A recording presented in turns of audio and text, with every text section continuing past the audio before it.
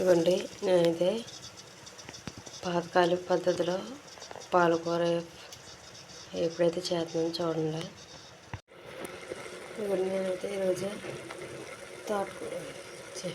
పాలకూర ఫ్రై అయితే చేస్తున్నానండి. ఇందాకైతే వీడియో తీసేటప్పుడు కరెంట్ అయితే పోయింది, అందుకని నేను తీయలేకపోయాను. ఇవ్వండి, నేనైతే ఎండుమిరపకాయలు, జీలకర్ర, వెల్లుల్లిపాయ అయితే వేసానండి. మా నాన్నమ్మ అయితే ఇలా చేసేదండి పాలకూర ఫ్రై అయితే చూడండి.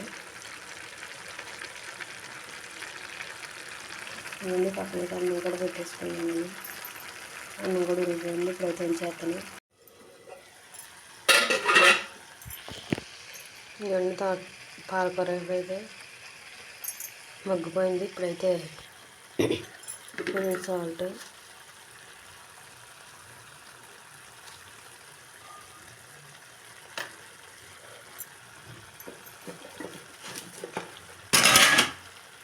పసుపు,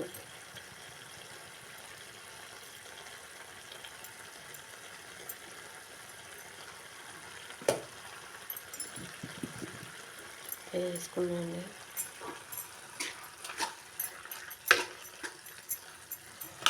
కొంచెంసేపు అయితే మగ్గనిస్తే రెడీ అయిపోయినట్టే. ఇవ్వండి, పాలకూర ఫ్రై అయితే రెడీ అయిపోయింది. ఇదైతే కట్టేసుకుంటున్నాను.